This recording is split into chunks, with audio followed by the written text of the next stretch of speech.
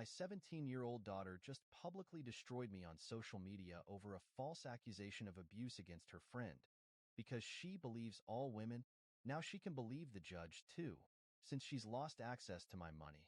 I describe my relationship with my daughter, who I'll call Madison, as unstable. I love her as much as any father loves his child, but her teenage years have been a challenge. I hope this doesn't sound like I'm pining for the good old days when she was little and everything seemed simpler, because honestly, it never was. Her mother and I aren't together. In fact, we never really were. I'll admit we had a drunken fling during my junior year of college, just before the summer started. She was recently graduated. As far as I remember, we used protection, and she definitely mentioned being on birth control, but things happen. She wasn't interested in adoption or any other option. So 9 months later, we welcomed our little girl. I really did try to make it work between us. Unfortunately, the version of me who was 20 and tipsy that night was not the best judge of character. The woman I got pregnant, the mother, let's call her Stev, turned out to be someone I couldn't build a life with. I'm being polite here. Or rather, any relationship was never going to work. Stev seemed great in the middle of a drunken night, but being pregnant and trying to make it work was a different story. I'm not saying I was some flawless saint either. I was a junior in college. I had plenty of flaws. Still, I did my best to see if we could have a stable partnership. It just wasn't possible with her personality. To avoid harsher words, I'll say she's self-centered and arrogant, and the moment she found out my parents had some money, she refused to support herself in any way because that was, in her words, a man's job. Our relationship, if you can call it that, didn't survive past her second trimester. I tried not to hold it against her. We were both young, foolish, and expecting a baby. When she blamed me from her hospital bed, yet still hoped my parents would pay her medical bills, I said nothing. I waited in the lobby until nurses finally let me see my daughter, Madison, in the neonatal unit. She was perfect. She went home with Stev, but we agreed I'd be around as much as possible since I was also the father. Stev broke that deal pretty fast, only allowing me near Madison when she felt like it. By Madison's first birthday, we already had a formal custody arrangement that strongly favored Stev. I was still in college while she could stay home with the baby. The court-ordered child support wasn't high, given I hadn't started working full-time yet, but my parents were more than generous with their only granddaughter. Stev lived on that money. Those early years were the best and worst times. Dealing with Stev was never fun, but Madison was a blessing, no matter how unexpected she was.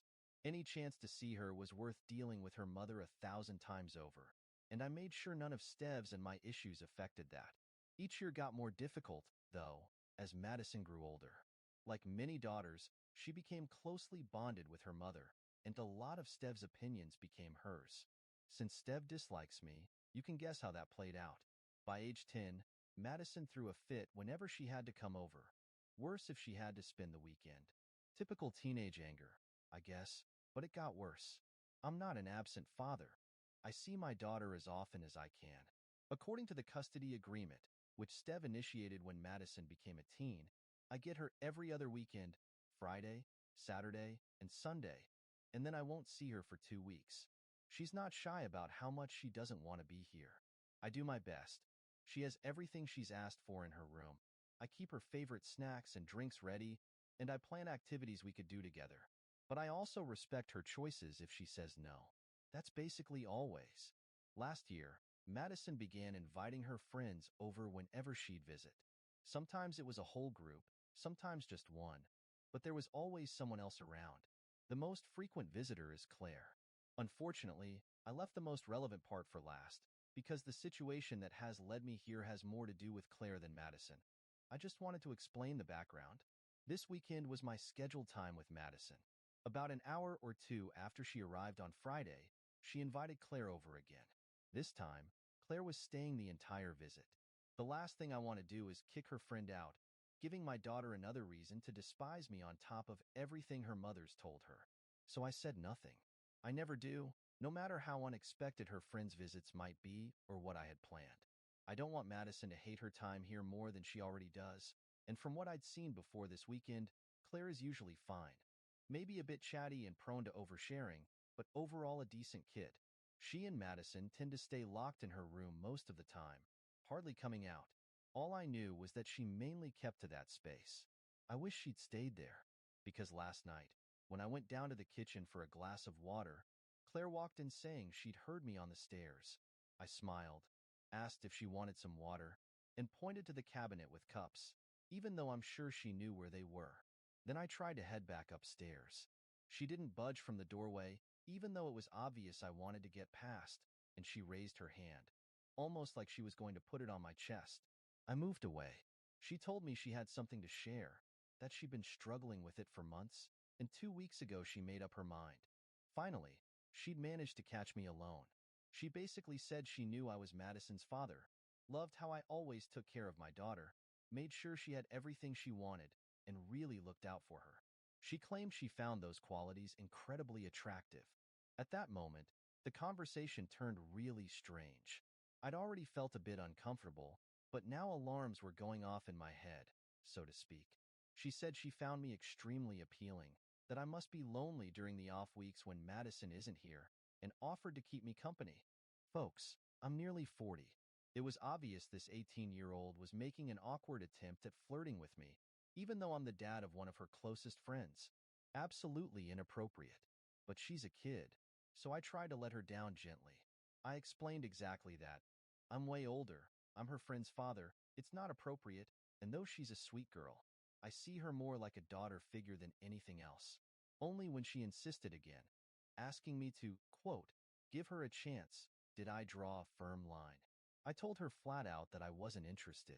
I'm an adult, yes, she's legally an adult, but in every other sense she's still a child. I'm not sure which part finally sank in, but eventually she just nodded without a word and ran upstairs. It was almost 4 a.m. by then, so I put my glass in the dishwasher and went to bed. By the time I woke up, Claire had already left. Apparently she packed right then and called an Uber at 6 a.m. based on Madison's icy mood. I'm guessing Claire didn't clarify why she left so suddenly. My daughter goes back to her mother's tomorrow, which means I have about 24 hours to decide whether this is something I need to talk to her about, and if so, how on earth to approach it. I worry I may have been too blunt turning Claire down, but I also feel it was necessary. I know Madison won't see it that way. She'll only hear that I was horrible to her friend and have fresh ammo to resent me. Any advice on how to handle this would be appreciated. Or should I just drop it and dodge Claire's embarrassment? I'm really not sure. Update 1. Disoriented is probably the best word to describe how I've felt for the past few hours. I've already contacted my lawyer, so please don't tell me to get off the internet and find legal representation. I've done that. Writing this is just how I process. Skip it if you don't want to read. If you want context, check my previous post. It's relevant. My daughter Madison went back to her mother's Sunday afternoon, slightly earlier than usual. She said she had plans, so I didn't overthink it, especially since she was supposed to be with me next weekend to make up for lost custody time from last month. I lost that time because her mom, Stev, took her to a family wedding. Well, Stev texted me last night saying not to expect Madison this weekend. I asked for an explanation, but all she said was that Madison refused to come to my home or see me again, and I should talk to my own daughter if I wanted more info, because she's not my messenger. I tried calling Madison, but she didn't pick up, so I sent a text asking if we could talk. 2 hours later, I discovered that right after my call, she posted on her public Instagram story a screenshot of my incoming call with the caption, "I can't believe my predator father is trying to call me."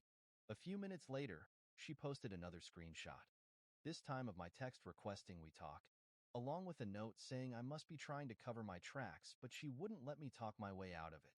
Guys, I'm not an idiot.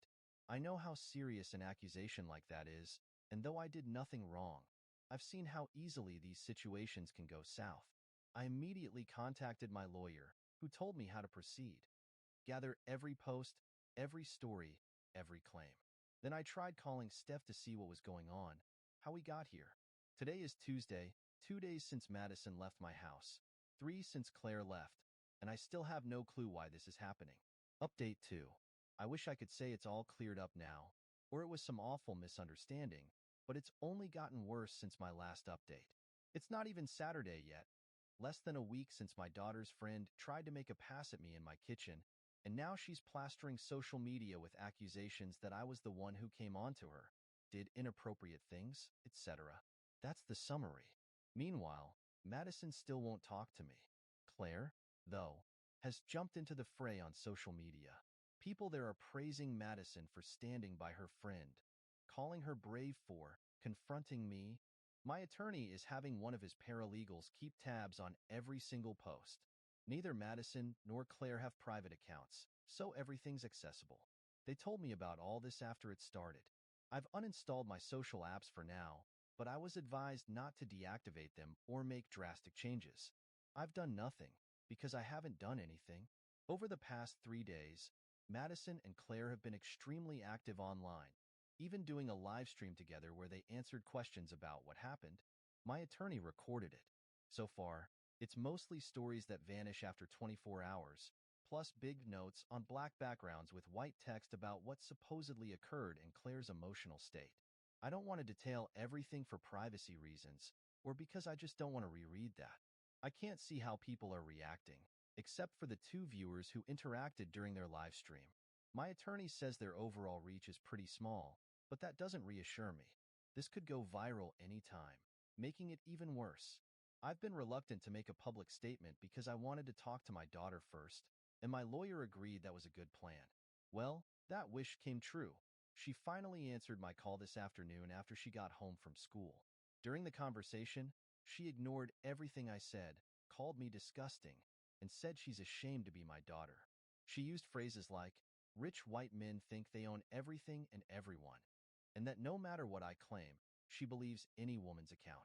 Then she said men are guilty until proven otherwise, and I'm guilty. There's no evidence either way. I wish I'd installed cameras in the kitchen or that my doorbell cam had magically recorded everything, but we have nothing. No matter how much I deny Claire's accusations, Madison has made it clear my word isn't enough for her.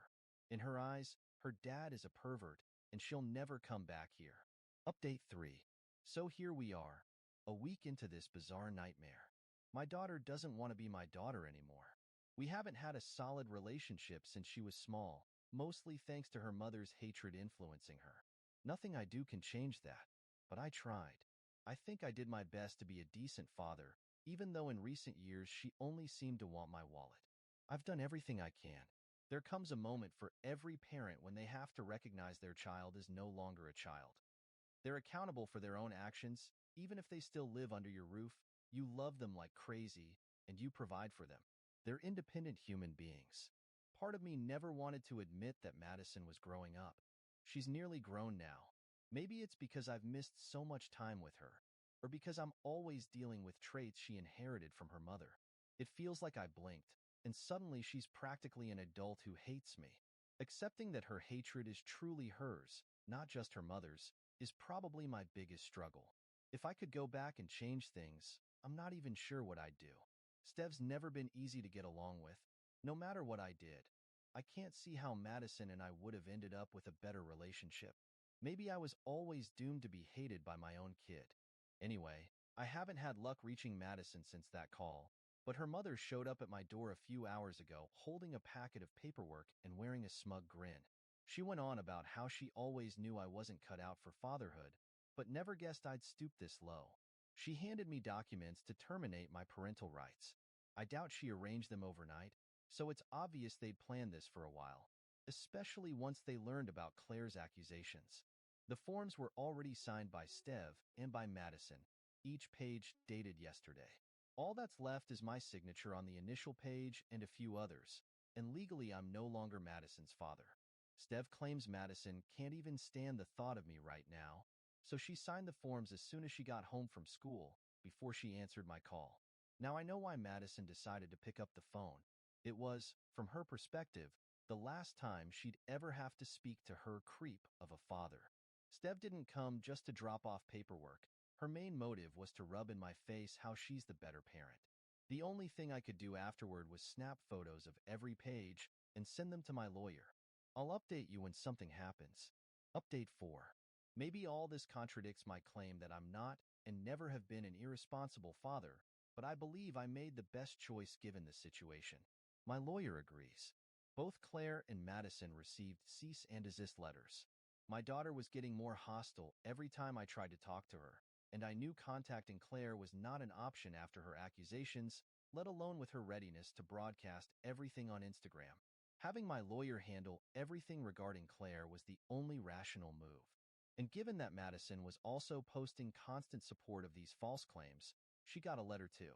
None of this was done out of spite or related to those parental rights papers. It's completely separate. The cease and desist was just the smartest path forward.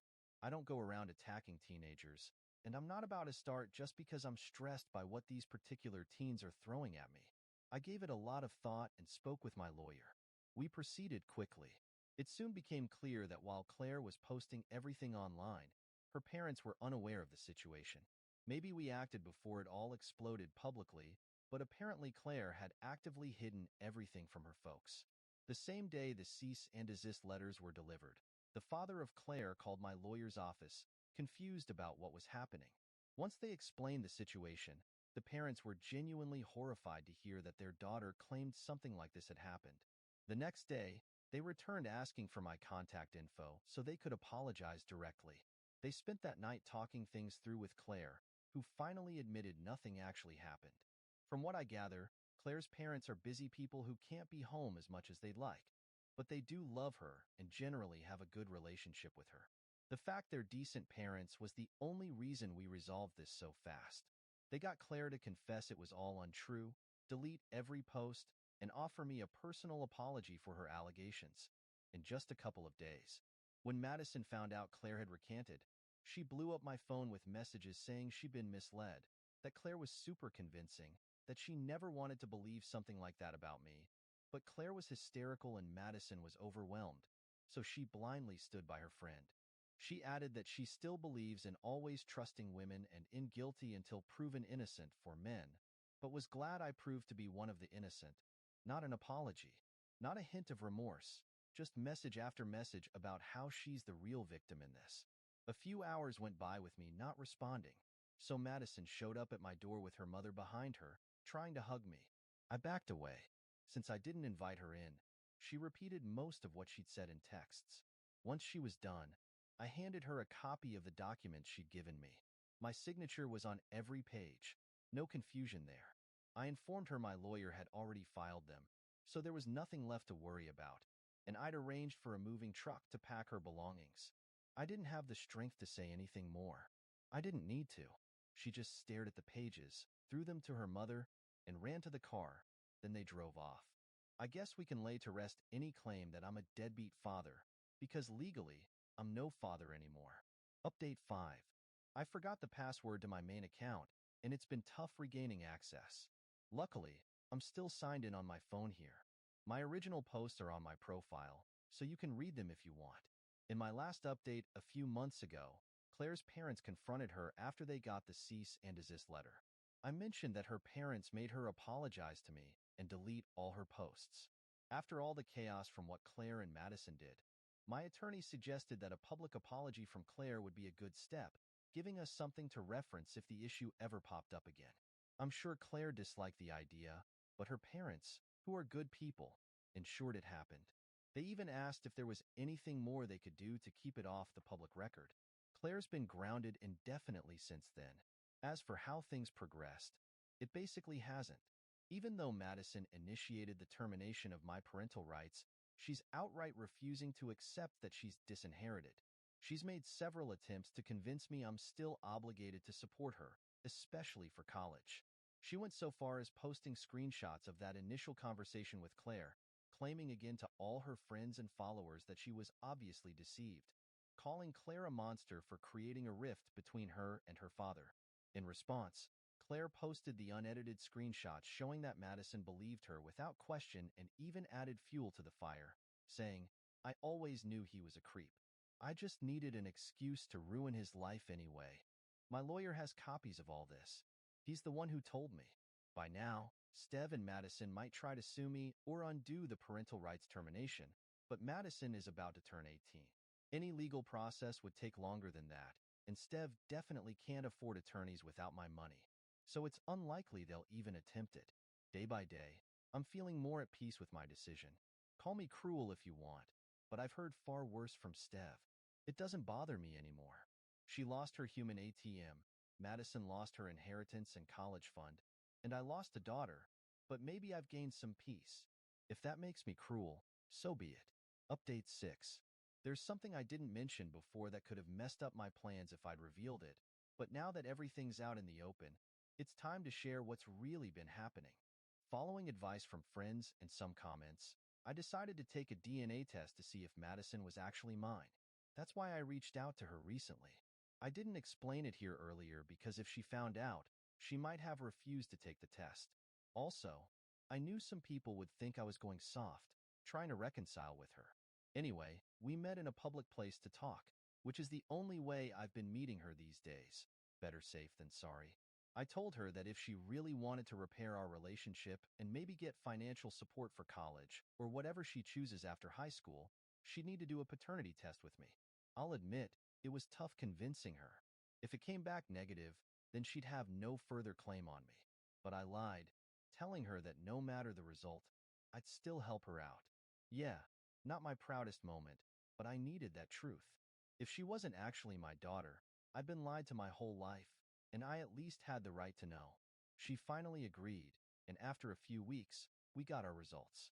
I tried to stay calm, but given everything else that had gone on, that wasn't easy for me or for her. Once I got the results, I cut off all contact with both Madison and Stev, blocked their numbers, closed off every route. Then I got in touch with my lawyer and began a fraud case. I'm convinced Stev knew from the start, and I suspect Madison knew too. That's why they both hated me so strongly. It wasn't just that Stev was filling her head with negativity, but that they'd conspired to bleed money from me all these years. That level of hostility must have had another motivation behind it. Now we're demanding all the money back that I've given over the years, or at least a significant chunk. One small upside. They asked me to relinquish my parental rights right before Madison turned 18. That means they saved me a few months when it's time for them to repay me. I doubt it's a big issue for Madison anyway. When she despised me over her friend's lie, she was fine letting go of me and my money. So I doubt it's different now. I'll come back with updates on the lawsuit and how it ends up. Update 7. I want to clarify that none of this was ever about the money for me. I don't need it to live comfortably. I pursued this lawsuit because I hate letting awful people get away with things. I believe if we all fight injustices, the world might be better. Liars, scammers, and cheats should face real consequences. And yes, I did recover my money, or at least I've started. The case ended in my favor, and I'm satisfied with that outcome. The key was an ex-friend of Stev who was more than willing to testify that Stev knew I wasn't the biological father for some time now. At first, there were doubts, but her new partner isn't actually new. Turns out he's Madison's real father, the guy Stev was involved with back when we were younger. I don't know if Madison knew or not. At this stage, her attitude over the years has made it pretty easy for me to detach from her emotionally. I'm not saying it's been simple, but with everything I've gone through, especially recently, maybe it's not surprising. Steph has begun repaying part of the money she owes for all those years she let me think I was Madison's biological father. It doesn't go back to the very start, only to the point we could prove she was aware. But that still covers several years and a decent chunk of money, at least from her perspective. As for Madison, if she had any hope of paying for college or continuing her plans, she'll have to find it somewhere else. I doubt her mother can help. Now she has her biological father, but from what I've heard, he doesn't sound like the type with the funds for that. Though you might think this is a happy ending for me, it doesn't feel that way. Sure, it's good news on paper, and I'm glad for the reasons I mentioned, but my feelings haven't changed. I guess my next steps are figuring out how to heal, but at least this particular chapter with the people I once called family is over.